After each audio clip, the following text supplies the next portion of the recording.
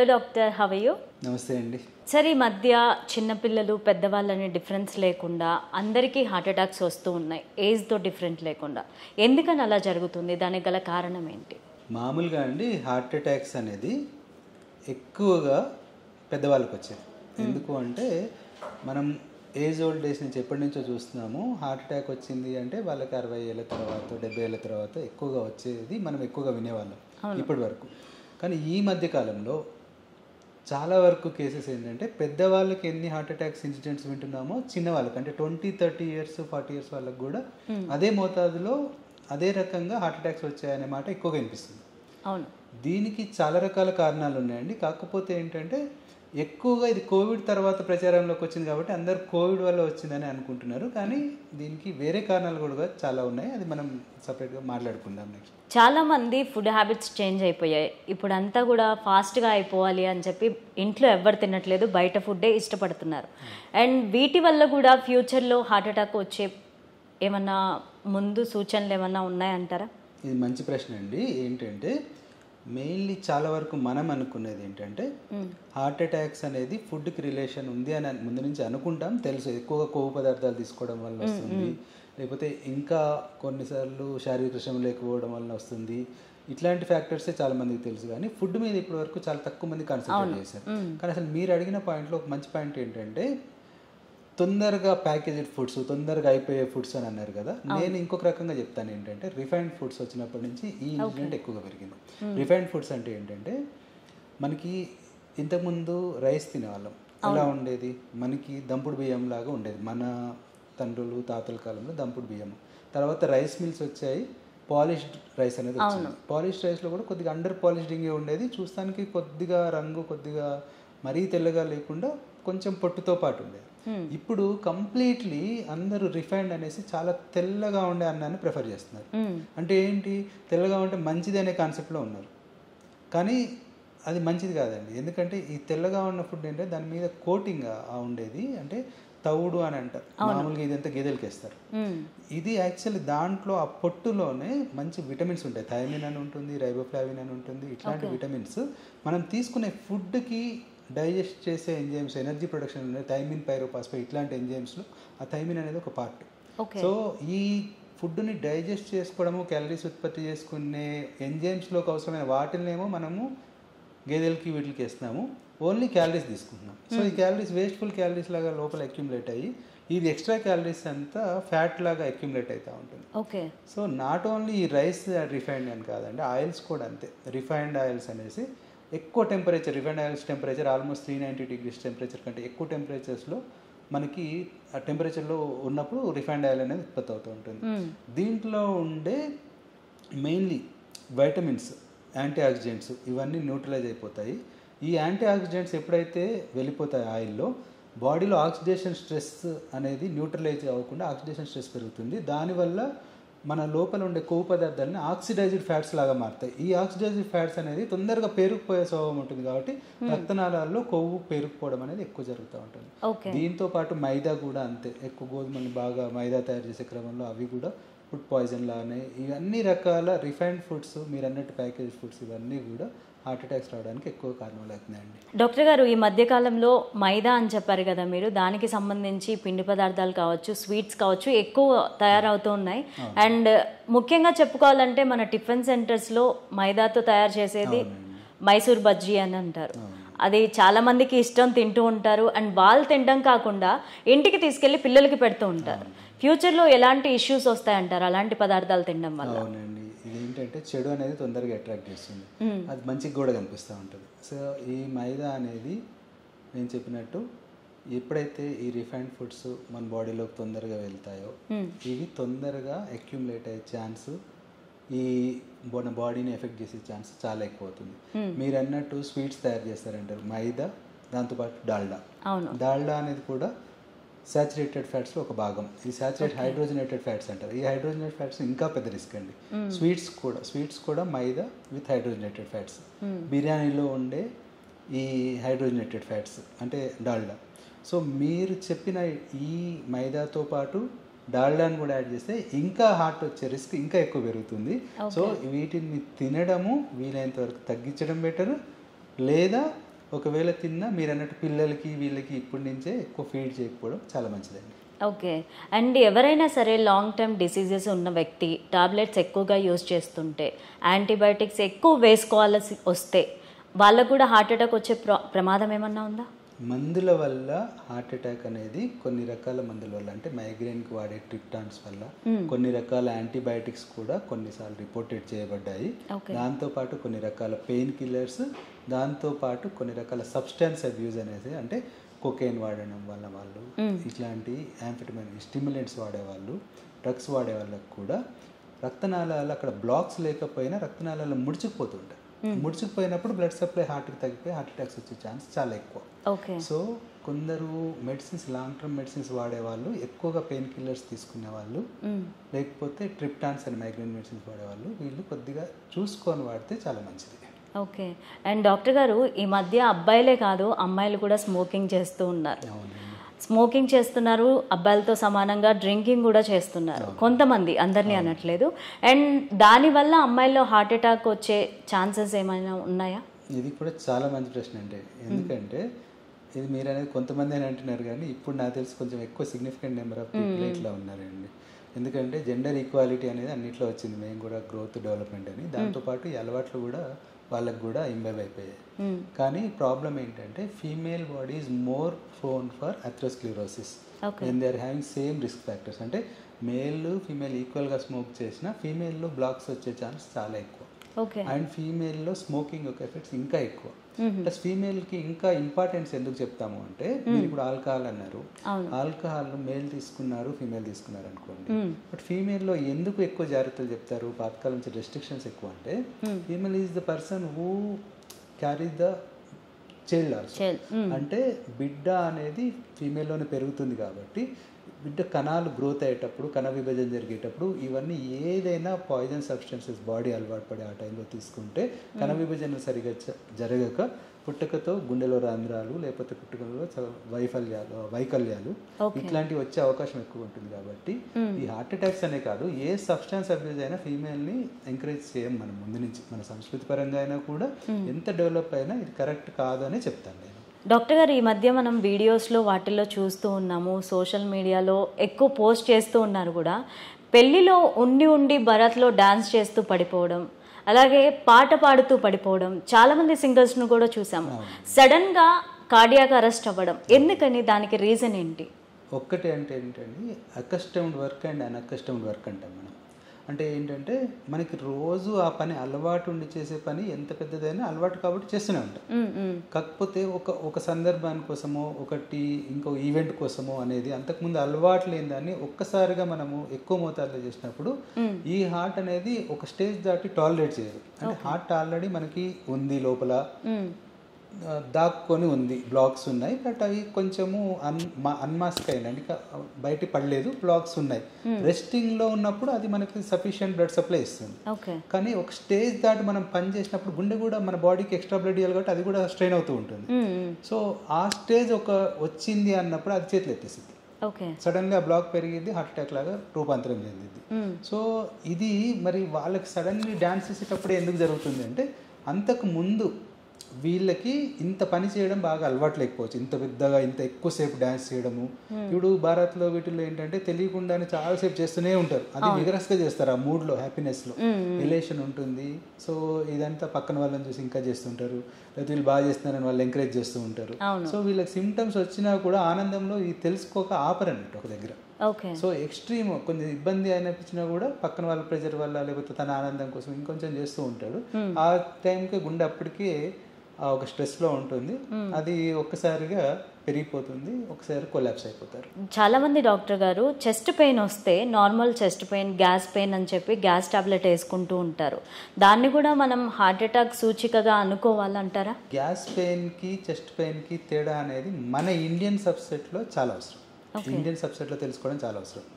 ఎందుకు అవసరం అంటే, మీరు చెస్ట్ పెయిన్కి ఎంత వాల్యూ ఉంటుందంటే, specially developed society or European సొసైటీలోనో, వెస్టర్న్ సొసైటీలోనో, అమెరికాలోనో ఇట్లాంటి కంట్రీస్లో ఏంటంటే any chest pain is important for them. Okay. ఎందుకంటే వాళ్ళు జనరల్ స్పైసీ ఫుడ్ ఇట్లాంటివి ఎక్కువ తీసుకోరు కాబట్టి వాళ్ళకి గ్యాస్ట్రైటిస్ వచ్చే ప్రాబ్లం చాలా తక్కువ వచ్చే అవకాశం. సో వాళ్ళకి ఒక చెస్ట్ పెయిన్ కొద్దిగా సివియర్గా వస్తుంది అనగానే వాళ్ళకి ఆల్మోస్ట్ అలార్మిక్ సైన్. సో కొంచెం ఎక్కువ పెయిన్ అనిపిస్తుంది, కొంచెం చెమటలు, ఏదైనా సైన్ అనిపించగానే వెంటనే వాళ్ళు 911 కాల్ చేసేసి ఎమర్జెన్సీకి ల్యాండ్ అయిపోతారు. ఎందుకు అంటే they know that it's heart and most of the times. కానీ మనకి ప్రాబ్లం ఎక్కడ వస్తుందంటే మన ఇండియన్ సబ్స్టెన్స్లో ఇది మనం ఎక్కువ స్పైసీ ఫుడ్ తీసుకుంటాం. ఈ స్పైసీ ఫుడ్ తీసుకోవడం వల్ల మన గ్యాస్ట్రైటిస్ కూడా కొద్దిగా కామనే. సో మనకి ఏ పెయిన్ వచ్చినా కూడా నాకు గ్యాస్ పెయిన్, నాకు గ్యాస్ వచ్చింది, లేకపోతే ఈ చెస్ట్ పెయిన్ చాలా మందికి తెలియదండి. చాలా మంది ఏంటంటే ఛాతీ మధ్య భాగంలో వస్తేనే గ్యాస్, లేకపోతే ఎడం వైపు వస్తే హార్ట్ అటాక్ ఇట్లా అనుకుంటారు. కాదు, హార్ట్ అటాక్స్ కూడా మధ్య భాగంలోనే ఎక్కువ సార్లు స్టార్ట్ అవుతాయి. కొంతమందికి ఎడం వైపు వస్తాయి, కొంతమందికి 2 భుజాల వైపు ఒకటేసారి వస్తాయి, 2 చేతులకి ఒకటేసారి ఫ్లాష్ లాగా వస్తాయి, లేకపోతే ఓన్లీ గొంతు నొప్పి లాగా వస్తుంది, లేకపోతే ఓన్లీ కొందరికి దవడ నొప్పి లాగా వస్తుంది. సడన్గా వచ్చే ఏ పెయిన్ అయినా కంటిన్యూస్గా రోజుల నుంచి అదే మోతాదులో ఉంటే పెద్ద ఇబ్బంది లేదు. కానీ సడన్లీ ఒకటేసారి ఫ్లాష్ లాగా వచ్చే ఏ పెయిన్ అయినా, నేను ఇన్ని రకాలు చెప్పాను కదా, ఇన్ని రకాల నొప్పుల్లో ఫ్లాష్గా వచ్చే ఏ నొప్పి అయినా సడన్గా వచ్చింది అంటే దాని అర్థం హార్ట్ని ఫస్ట్ చూసుకోండి. సడన్లీ గ్యాస్ అనుకొని ఎప్పుడూ ఇబ్బంది పడకండి. గ్యాస్ అనుకునే కంటే హార్ట్ అనుకోవడమే ఇంపార్టెంట్. ఎందుకంటే చాలామంది తప్పు ఎక్కడ జరుగుతుందంటే చాలాసార్లు ఈ నొప్పి వచ్చినప్పుడు గ్యాస్ నొప్పి అనేసి హార్ట్ అటాక్ని డిటెక్ట్ చేయకుండా హాస్పిటల్కి వచ్చే టైము ఆ గోల్డెన్ అవర్స్ని అయిపోగొట్టుకొని 3 అవర్స్ తర్వాత, 6 అవర్స్ తర్వాత, 12 అవర్స్ తర్వాత, లేకపోతే కొన్నిసార్లు couple of days 1 or 2 days తర్వాత వస్తారు. అప్పటికే ఈ హార్ట్ యొక్క కండరం, ఆ రక్తాల సరఫరా లేక హార్ట్ కండరం అంతా వీక్ అయిపోతుంది. ఆల్మోస్ట్ 90% ఆఫ్ ద హార్ట్ కండరము పోయినప్పుడు మనకి హార్ట్ అనేది ఫ్యూచర్లో హార్ట్ ఫెయిల్యూర్, మనిషి ప్రాణం బతికినా హార్ట్ ఫెయిల్యూర్స్ తొందరగా వస్తాయి. కాబట్టి తొందరగా డిటెక్ట్ చేసి గ్యాస్ అనే కన్ఫ్యూజన్ అనేది తీసేయండి. హార్ట్ అటాక్ వచ్చిన తర్వాత ఒకసారి హార్ట్ ఫెయిల్యూర్స్ ఎంతమందికి అవుతూ ఉంటాయి? అంటే మీ దగ్గరకు వచ్చే పేషెంట్స్ ఎలా ఉంటుంది? ఇది హార్ట్ అటాక్స్ అని అన్నాం కదండి. ఇప్పుడు అంటే అందరు హార్ట్ అటాక్స్ మీద ఎక్కువ ఫోకస్ చేస్తారు. అవును, చాలా మంది హార్ట్ ఫెయిల్యూర్స్ అనే దాని మీద ఫోకస్ చేయరు. కానీ చాలా ఇంపార్టెంట్ థింగ్ ఏంటంటే హార్ట్ ఫెయిల్యూర్ అనేది చాలా రకాలుగా వస్తుంది. చిన్నప్పుడు ఇన్ఫెక్షన్స్ వచ్చినా, లేకపోతే కొన్ని రకాల జెనెటిక్ ప్రాబ్లమ్స్ వల్ల హార్ట్ అనేది పంపింగ్ సరిగా అవ్వక బ్లడ్ ముందుకెళ్ళక బ్లడ్ అంతా అక్కడే ఆగిపోతుంది. దానివల్ల ఊపిరితిత్తుల్లో నీరు జమ అయ్యి మనం తీసుకునే గాలి అనేది ఊపిరితిత్తుల్లోంచి బ్లడ్లో కలవదు, దానివల్ల ఆయాసం వస్తూ ఉంటుంది, కాళ్ళవాపులు వస్తూ ఉంటాయి. ఇది హార్ట్ ఫెయిల్యూర్ అంటాం. కానీ ఇవన్నీ కొన్ని కారణాలు. కానీ అందరు హార్ట్ అటాక్ అంటారు. హార్ట్ అటాక్ అంటే ఎందుకు ఎక్కువ హార్ట్ అటాక్ మీద ఇంపార్టెంట్ అంటే చనిపోతాం కాబట్టి ఆ టైంలో చాలా మందికి ట్రీట్మెంట్ దొరకకపోతే. కానీ ఈ హార్ట్ అటాక్స్తో పాటు గుర్తుపెట్టుకోవాల్సింది ఏంటంటే ఆ టైంలో మనము ఫస్ట్ బతికామా లేదా చూడాలి. ట్రీట్మెంట్ సరిగ్గా తీసుకోవాలి. తీసుకున్నాక first life saving important. Okay, life బతికేసింది, చాలా మందికి అక్కడితో ఎండ్ అనుకుంటారు ట్రీట్మెంట్. కానీ కాదండి.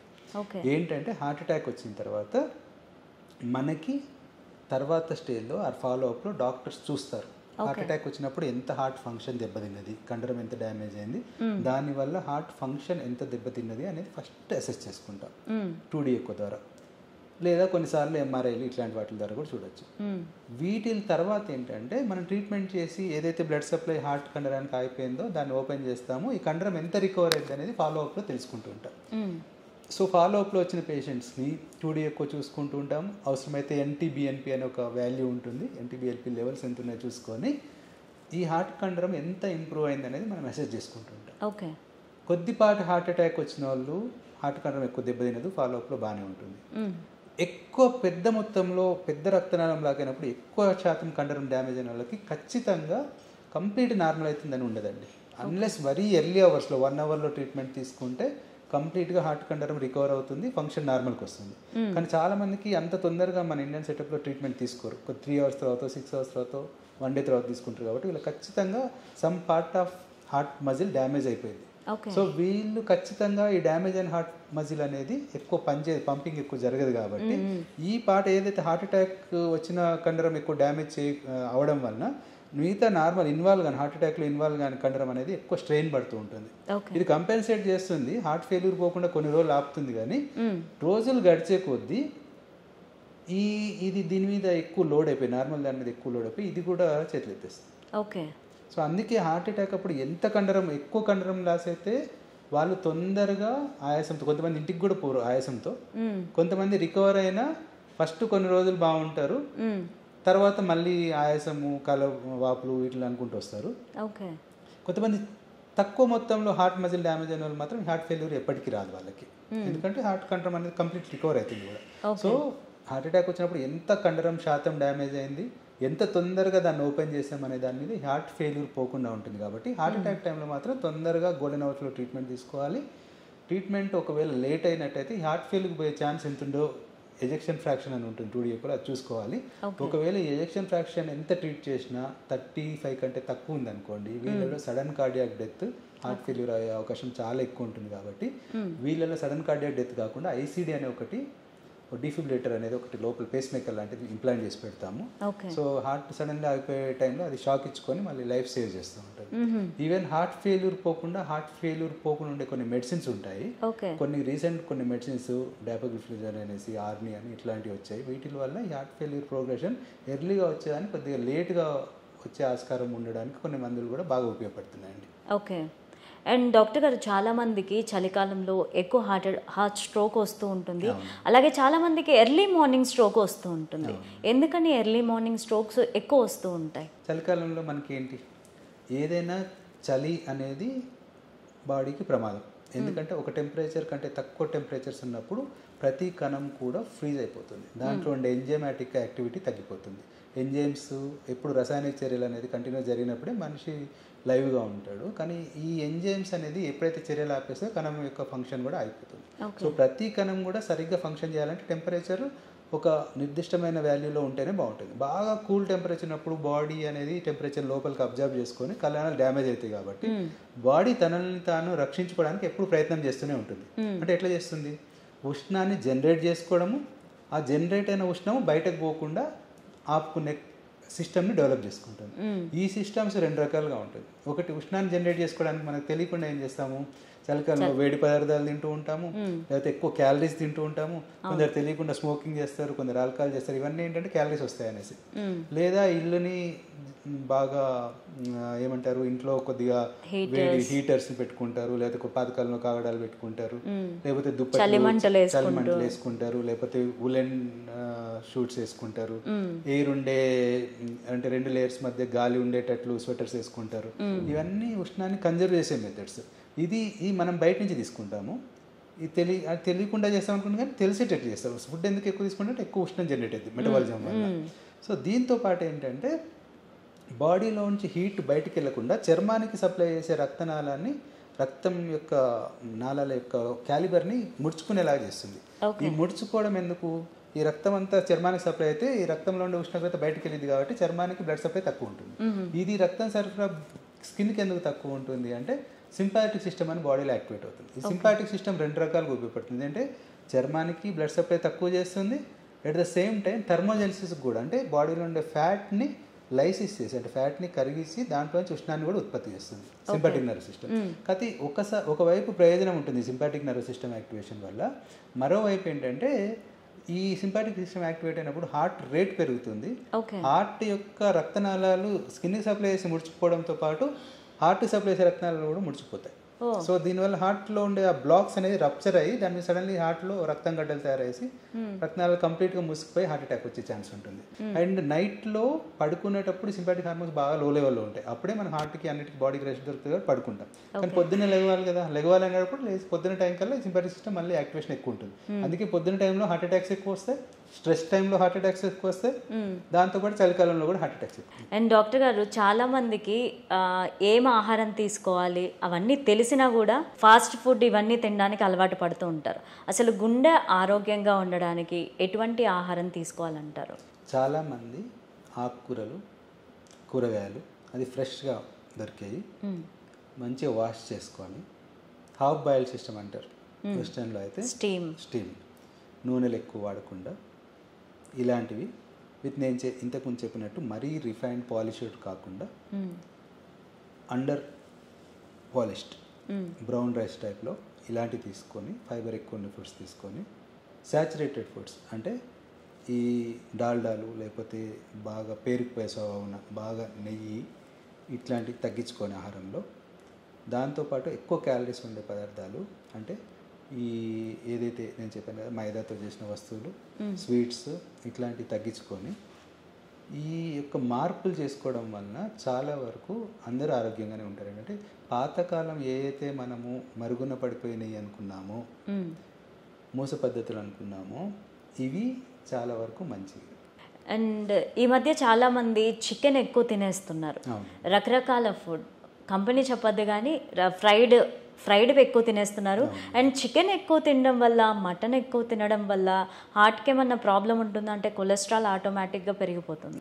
ఒకవేళ నాన్ వెజ్ తీసుకోవాలంటే చికెన్ స్కిన్లెస్ తీసుకొని, అది ఎక్కువ వీటిలాగా అంటే ఏది ఫ్రైడ్ అట్లాంటివి కాకుండా హాఫ్ బాయిల్ టైప్లోనూ ఇట్లా తీసుకుంటే బాగానే ఉంటుంది. దాంతోపాటు ఫిష్ తీసుకోవచ్చు. ఫిష్ అనేది ఒకవేళ ఫ్యాట్స్ ఉన్న ఒమేగా ఫ్యాట్స్ ఉంటాయి, సెలెక్టివ్ ట్యూనా ఇట్లాంటి వాటిల్లో మంచి ప్రోటీన్ ఉంటుంది కాబట్టి ఫిష్ యొక్క ప్రోటీన్ బెటర్ ప్రోటీన్. ఓకే. కానీ ఎక్కువ సాచురేటెడ్ ఫ్యాట్స్ ఉండే మటన్ ఇట్లాంటివి మాత్రం అవాయిడ్ చేయడం బెటర్ అండి నాన్ వెజ్లో. డాక్టర్ గారు, గుండె ఆరోగ్యం కాపాడుకోవడానికి ఎలాంటి ఎక్సర్సైజులు చేయాలంటారు? ఎక్సర్సైజ్ ఏంటంటే అండి, చాలామంది అనుకున్నట్టు చాలా విగ్రస్ ఎక్సర్సైజెస్ ఏం అవసరం లేదండి. అంటే మీ కేపబిలిటీ ఉంటే చేసుకోవచ్చు, నేను ఎప్పుడు చేసేవాళ్ళని కాదన్న. కాకపోతే మనకి జనరల్ రికమెండేషన్స్ ఏంటంటే any health for that matter, not only heart, muscles గట్టిగా ఉండాలన్నా, బ్లడ్ ప్రెషర్ బాగుండాలన్నా, హార్ట్లో బ్లాకేజ్ రాకుండా ఉండాలన్నా, డయాబెటీస్కి దూరంగా ఉండాలన్నా, ఈ lifestyle disease whatever we are having, ఇప్పుడున్న ప్రస్తుతమైన లైఫ్ స్టైల్ అంటే ఈ మన యొక్క జీవన శైలి యొక్క వ్యాధులన్నింటినీ తగ్గించుకోవాలంటే వ్యాయామం చాలా అవసరం. ఎందుకంటే వ్యాయామంలో మెయిన్లీ మనకి ఎండార్ఫిన్స్ అనే హార్మోన్స్ ప్రొడ్యూస్ అవుతాయి. ఈ హార్మోన్స్ మనకు తెలియకుండా చాలా బెనిఫిట్స్ బాడీలో ప్రొడ్యూస్ చేస్తాయి. ఆక్సిడెంట్, యాంటీ ఆక్సిడెంట్స్ ప్రొడ్యూస్ చేస్తాయి. బాడీలో ఉండే ఆక్సిడేషన్ స్ట్రెస్, మెటబాలిజం వల్ల వచ్చే ఆక్సిడెంట్స్ అన్నింటినీ న్యూట్రలైజ్ చేస్తూ ఉంటాయి. మజిల్ యొక్క స్ట్రెంగ్త్ని పెంచుతాయి. Direct bone to bone pressure transmission తగ్గించేసి బోన్ యొక్క ర్యాపిడ్ని, ఆర్థరైటిస్ వచ్చే ఛాన్సెస్ తగ్గిస్తాయి.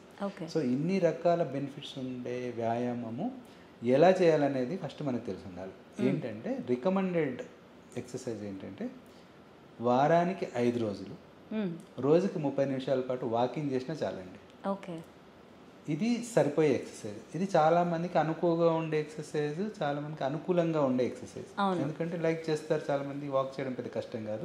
మరీ స్లో వాకింగ్ కాకుండా కొంచెం గుడ్ పేస్ ఆఫ్ వాకింగ్ చేసుకుంటే ఏంటంటే కొంచెం బ్రిస్క్, మరీ బ్రిస్క్ చేస్తే ఇబ్బంది అంటే మామూలు పేస్లో వాకింగ్ చేసినా వాకింగ్ ఈజ్ బెటర్. ఓకే. ఇన్ని రకాల ప్రయోజనాలు వాకింగ్తో ఉన్నాయి. ఒకవేళ వాకింగ్ నాకు కుదరదు అనుకున్న వాళ్ళు యోగాలు, ప్రాణాయామము, దాంట్లోనే యోగాలో స్ట్రెచ్చింగ్ ఎక్సర్సైజ్ చాలా ఉంటాయి, అవన్నీ చాలా వరకు ఉపయోగపడుతూనే ఉంటాయి. అలా లేకుండా కొంతమంది ఏంటంటే ఈ స్టాటిక్ ఎక్సర్సైజెస్ అంటారు, అంటే ఈ వెయిట్ బేరింగ్ ఎక్సర్సైజెస్, ఈ ఎండ్యూరెన్స్ ఎక్సర్సైజెస్ ఉంటాయి, ఇవన్నీ జిమ్స్లో చేస్తూ ఉంటారు. ఇది చేయకూడదని కూడా ఏం లేదండి. ఈ ఎక్సర్సైజెస్ చేయడం వల్ల కూడా మన యొక్క blood circulation, tolerance level, heart beating capability ఇవన్నీ పెరుగుతాయి. సో ఇవి కూడా రికమెండెడే. But once you are not happy with what the recommend exercise, you can do this also. Okay. ఖాళీగా కూర్చునే బదులు ఏది చేసినా బెటరే అండి.